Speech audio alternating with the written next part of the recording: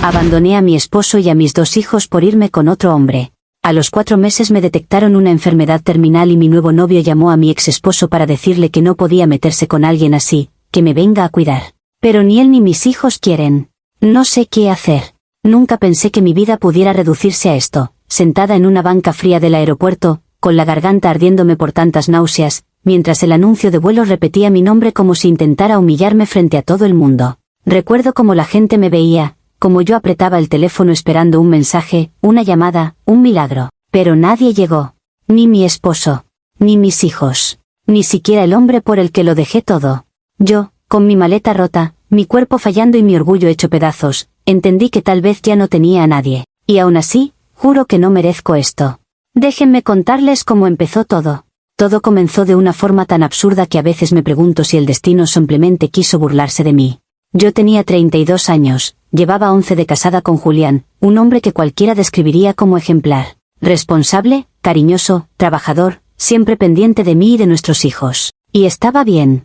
Estaba cómoda. Pero esa comodidad empezó a sentirse como una especie de encierro silencioso, como si hubiese algo allá afuera que me estaba esperando y yo no podía escucharlo porque vivía rodeada de rutinas, meriendas escolares y ropa que doblar. Nunca fui infeliz, pero sí empecé a sentirme invisible. Era como si toda mi vida se hubiera convertido en un papel que interpretaba sin cuestionar. Ese día estaba haciendo las compras, lo de siempre, llevando la misma lista de siempre, pasando por los mismos pasillos de siempre. Y de repente apareció él, Franco.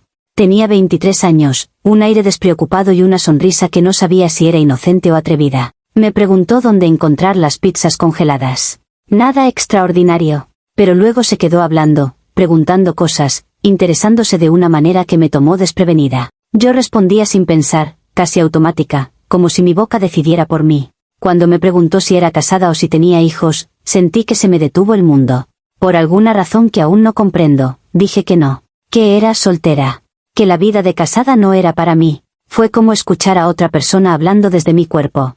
Intercambiamos números porque él insistió y yo no tuve el valor de decirle que no. Me fui a casa sintiendo un calor extraño en el pecho, una mezcla entre culpa y emoción. No volví a pensar en él hasta que, 3 días después, apareció su mensaje invitándome a una fiesta de disfraces. Yo sabía que debía ignorarlo, sabía que no tenía sentido, pero algo dentro de mí se negó a soltar esa sensación. Le dije a Julián que pasaría la noche en casa de una amiga. Preparé una maleta con un disfraz de enfermera que había comprado hace años y nunca había usado. Y cuando llegué al centro comercial para cambiarme, sentí esa electricidad juvenil, ese vértigo de estar haciendo algo prohibido. Lo más impactante fue el impulso que tuve al terminar de cambiarme. Tomé la maleta con mi ropa normal y la lancé a un basurero. No sé qué me pasó. Solo sé que quería sentirme libre, ligera, como si la versión aburrida de mí misma pudiera desaparecer con solo arrojarla entre desperdicio. Y funcionó. Al llegar a la fiesta tuve la impresión de haber regresado a una vida que no tuve, que me fue negada por haberme convertido en adulta demasiado temprano. Y aunque sabía que estaba mal, por primera vez en años me sentí deseada. La fiesta fue un caos maravilloso. Música fuerte, luces neón, gente riéndose, bailando, tocándose. Yo, en medio de todo, sintiendo como mis inseguridades se derretían con cada mirada que Franco me lanzaba. No sé en qué momento terminé en su departamento, pero lo hice. Y cuando desperté a su lado, la realidad me cayó encima como un balde de agua helada. Tenía la cabeza pesada, el maquillaje corrido y el corazón latiendo demasiado rápido. Me levanté sin hacer ruido, recogí mis cosas y escapé antes de que él se despertara. No podía soportar el peso de lo que había hecho. Compré ropa en el centro comercial, me cambié en un baño y regresé a casa tratando de no pensar. Mis hijos estaban dormidos. Julián preparaba café. Y yo entré a mi hogar sintiéndome como una intrusa. Me juré que nunca más repetiría algo así, pero por dentro sabía que era mentira. Me acerqué a mis hijos y sentí ese amor enorme que una madre siente, pero también algo más, algo oscuro. Una sensación de que necesitaba algo distinto, algo más vibrante que la vida que tenía. No lo pedí, no lo busqué, pero llegó. Y yo lo acepté. En las semanas siguientes seguí hablando con Franco. No era algo constante. A veces pasaban días sin mensajes, pero cada vez que aparecía, todo mi mundo se sacudía. Me decía que yo era distinta, interesante, especial. Palabras que hacía mucho no escuchaba. Y aunque Julián seguía siendo el mismo hombre bueno y perfecto, yo ya no lo veía igual. Empecé a sentirme atrapada por su bondad, como si su amor perfecto fuera una pared que no me dejaba respirar. Hubo días en los que intenté alejarme de Franco. Cuando los niños me abrazaban fuerte, cuando Julián me besaba la frente, cuando veía las fotos familiares colgadas en la sala. Pero luego aparecía un mensaje de él y todo lo demás se volvía ruido de fondo. Yo sabía que estaba cruzando una línea cada vez más peligrosa, pero aún así seguía avanzando sin mirar atrás. Era como si necesitara destruir todo lo que tenía para sentir que algo me pertenecía de verdad. Y entonces él me dijo lo del trabajo en otro país, que había conseguido una oportunidad increíble, que su vida estaba por despegar y que yo debía ir con él. Lo dijo tan fácil, tan natural, como si yo no tuviera una familia esperándome en casa. Pero lo peor es que lo pensé. Lo pensé seriamente. Pasé semanas en un limbo emocional. Me levantaba a preparar desayunos, ayudaba con tareas, hacía todo lo que una madre ejemplar haría, pero por dentro me imaginaba otra vida. Una vida sin responsabilidades, sin rutinas, sin sentirme vieja a los 32. Empecé a ver a Franco como una puerta que se estaba cerrando y que yo debía atravesar antes de quedarme atrapada en lo conocido para siempre. Recuerdo estar bañando a mi hija y preguntarme si algún día me perdonaría. Y en vez de frenarme, ese pensamiento me impulsó más. Cuando finalmente decidí irme, lo hice con una mezcla de emoción y terror. Le conté toda la verdad a Julián, cada detalle, cada mentira. Él se quedó en silencio, con una expresión que no había visto nunca. No me gritó, no me insultó, no me suplicó que me quedara. Eso me dolió más que cualquier insulto. Porque en el fondo, yo esperaba una pelea. Quería una razón para decir que todo estaba roto desde antes, que no era solo culpa mía. Pero él solo me dijo que hiciera lo que creyera necesario. Y yo interpreté eso como una señal de que realmente ya no me amaba. Decirle a mis hijos fue peor. Ellos tenían 8 y 10 años. Los vi confundidos, llorosos, preguntándome por qué ya no quería a su papá. Les dije que debía buscar mi felicidad, que necesitaba vivir mi vida. Lo dije convencida, como si esas palabras pudieran protegerme de la culpa. Pero mientras hablaba, una parte de mí se rompía. No lo suficiente para detenerme, pero sí lo justo para sentir que mi cuerpo estaba atrapando un veneno lento. Me fui con Franco creyendo que tendría una vida nueva, brillante, emocionante. Los primeros días fueron extraños. Él estaba cariñoso, atento, emocionado. Pero la emoción se fue apagando y comencé a notar que yo era un estorbo en su mundo juvenil. Mientras él hacía amigos, salía, planeaba cosas, yo pasaba tardes enteras en silencio, mirando el lugar donde había dejado todo atrás. Me sentía cada vez más sola, pero mi orgullo no me dejaba admitirlo. Y entonces llegaron los primeros síntomas. Primero náuseas, luego mareos, luego un cansancio que me hacía sentir como si cargara toneladas invisibles. Fui al médico sola y cuando me dieron el diagnóstico, mi vida entera se vino abajo en un solo segundo. Cuando Franco se enteró de lo que tenía, al principio se mostró tranquilo, incluso empático. Me dijo que estaría conmigo, que veríamos cómo manejarlo. Yo me aferré a esa promesa como si fuera mi último salvavidas. Pero no duró. Pocos días después, comenzó a evitarme, a salir más, a mirarme con una mezcla de miedo y fastidio. Hasta que una noche, sin rodeos, me dijo que no podía hacerse cargo. Que era joven, que tenía una vida por delante, que no quería cargar con algo tan pesado. Y yo me derrumbé. Le confesé que había dejado mi hogar, a mi esposo, a mis hijos, por él. Que lo había sacrificado todo. Que era injusto que ahora me soltara de las manos. Y en ese momento vi su rostro cambiar. Como si recién entendiera quién era yo. Como si recién se diera cuenta de que había construido una imagen falsa de mí. Me preguntó si realmente había abandonado a mis hijos para estar con él, y yo dije que sí. Y él retrocedió. Quebrado. Disgustado. Como si yo fuera algo sucio. Y quizá lo era. En un último acto de buena voluntad, quizás de culpa, llamó a Julián. Le explicó la situación. Le dijo que yo necesitaba apoyo, que no podía estar sola así. Y para asegurarse, incluso compró los boletos de avión para que Julián viniera a buscarme. Yo escuchaba todo desde la habitación, con el corazón latiendo desesperado, convencida de que esa sería mi oportunidad para reparar algo, lo que fuera. Pero Julián dijo que no, que ni él ni los niños estaban listos, que no podían ver en lo que me había convertido. Yo traté de convencerme de que hablaba desde el enojo, desde el dolor. Pero en su voz no había rabia, solo distancia, como si yo ya no existiera. Franco me miró con pena, me dijo que lo sentía, y al día siguiente empacó sus cosas y se fue. Me quedé sola en un país desconocido, con un diagnóstico que me condenaba, sin dinero suficiente, sin familia, sin nadie. Intenté llamar a Julián, pero no respondía. Miré las fotos de mis hijos en mi celular y sentí algo que no sé describir. No era arrepentimiento completo. Tampoco era culpa pura. Era más bien una mezcla de injusticia, de rabia, de incredulidad. porque aunque entendía que estaban dolidos, aún así no podía creer que me dejaran tirada así. Después de todo lo que yo hice por ellos, me quedé varios días sin saber qué hacer. Mi cuerpo se sentía cada vez peor, pero mi mente estaba en un torbellino del que no podía escapar. Algunos días lloraba, otros simplemente me quedaba mirando la pared, intentando procesar que todo lo que había apostado terminó devorándome.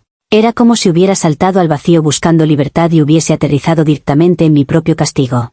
Intenté convencerme de que Julián recapacitaría, que mis hijos pedirían hablarme, que alguien se preocuparía, pero solo pasaban las horas, los días, y no llegaba nada, ni un mensaje, ni un escueto, ¿cómo estás? Y eso me rompía aún más, porque aunque sabía que yo había sido quien causó todo, una parte de mí insistía en que debían estar ahí, que no podían abandonarme así, que después de tantos años entregados a ellos, lo mínimo que podían hacer era acompañarme en este momento. Cada noche sentía la enfermedad avanzar. Me dolía la piel, los huesos, el pecho. Y más me dolía el silencio. Pensaba en la vida que pude haber tenido si nunca hubiese conocido a Franco, si no hubiera mentido, si no hubiera tirado todo por la borda por una emoción pasajera. Y aún así, algo dentro de mí seguía reclamando que la soledad que estaba viviendo no era justa. Cuando ya no pude seguir pagando el lugar donde me quedaba, fui al aeropuerto porque era el único sitio donde podía estar sin que me echaran. Dormía en bancas duras, tapándome con mi chaqueta, sintiendo que cada respiración me costaba más, y aunque seguía convencida de que no merecía morir sola, también empezaba a entender que nadie vendría a buscarme, que ellos habían tomado una decisión tan firme como la que yo tomé al irme. Y ahí termina esta parte de la historia. Conmigo perdida, literalmente, sin hogar, sin pareja, sin hijos, sin futuro. Con mi cuerpo fallando y mi corazón lleno de preguntas que nadie parece dispuesto a responder. Y lo peor de todo es que, en medio de este desastre, sigo sin saber qué hacer. Comentarios sobre la historia principal. Usuario anónimo 1, no entiendo cómo puedes contarlo como si nada. Abandonaste a tus hijos por un tipo que acababas de conocer. ¿Qué esperabas que pasara? Respuesta de la OP, siempre es fácil juzgar desde afuera. Nadie sabe lo que es sentirse atrapada por años, dando todo y recibiendo migajas emocionales. Yo también merecía vivir. Usuario anónimo 2, no es cuestión de merecer vivir, es cuestión de responsabilidad. Tus hijos no te abandonaron, tú los abandonaste primero. Respuesta de la OP, yo estuve ahí toda su vida. Cociné, limpié, cuidé, amé. ¿Y ahora todos fingen que nunca hice nada bueno solo porque quise un poco de felicidad para mí? ¡Qué conveniente! Usuario anónimo 3, lo que hiciste estuvo mal, pero entiendo que estés sufriendo. Eso no justifica tus decisiones, pero tampoco borra que ahora estás sola y con miedo. Ojalá encuentres algo de paz. Respuesta de la OP, paz es justo lo que busco, pero parece que todos prefieren castigarme antes que ayudar a alguien que, aunque se equivocó, no merece terminar así. Actualización 1. Pasaron 2 días enteros en el aeropuerto y nadie apareció. Los anuncios repetían vuelos, destinos, retrasos, pero mi nombre nunca fue pronunciado por la voz que yo quería escuchar. Dormí sobre una banca dura, usando mi chaqueta como almohada, sintiendo como la fiebre subía y bajaba como una marea cruel. Me despertaban los ruidos de maletas rodando y familias riendo, y en cada una de esas risas sentía un golpe en el pecho. Pensaba que quizá, en algún rincón del mundo, mis hijos también reían sin mí. Esa idea me desgarraba más que cualquier síntoma físico. El segundo día fue peor. No tenía dinero para comer más que una bebida y un pan viejo.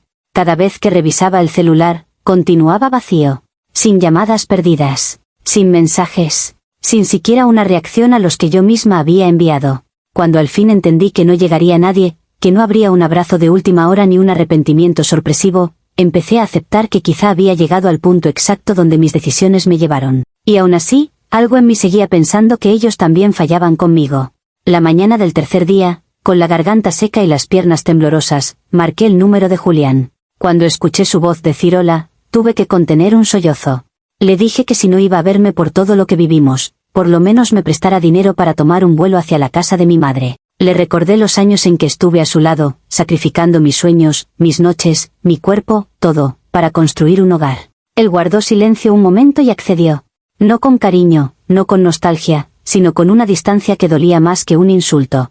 Llegué a la casa de mi madre horas después. Ella abrió la puerta con una expresión que no supe descifrar. No nos hablábamos desde hacía años, y ahora estaba ahí, enferma, rota, casi sin fuerzas para sostenerme. Entré y sentí ese olor a hogar que había olvidado. No sabía si llorar o pedir perdón o simplemente desplomarme.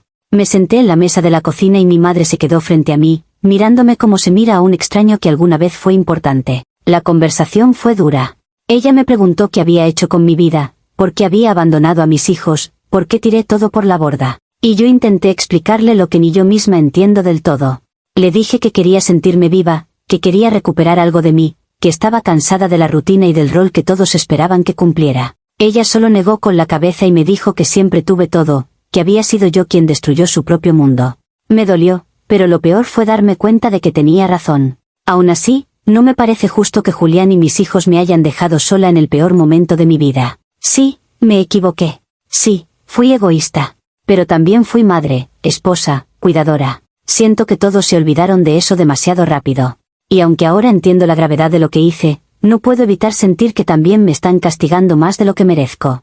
Es como si nadie viera que estoy luchando por aferrarme a lo poco que me queda. Comentario sobre la actualización 1. Usuario anónimo 1. Dormir en un aeropuerto 2 días debería haberte hecho reflexionar antes, no después. ¿Sigues justificándote? Respuesta de la OP. Reflexioné, claro que sí, pero no voy a aceptar que todo lo que fui se reduzca a un solo error. Nadie es perfecto, pero conmigo actúan como si lo fueran. Usuario anónimo 2. Tu madre tenía razón. Quisiste sentirte joven y ahora quieres que los demás carguen con las consecuencias de tus impulsos. Respuesta de la OP. No estoy pidiendo que carguen conmigo, solo quiero que recuerden que también me entregué por años. No es tan difícil entender eso.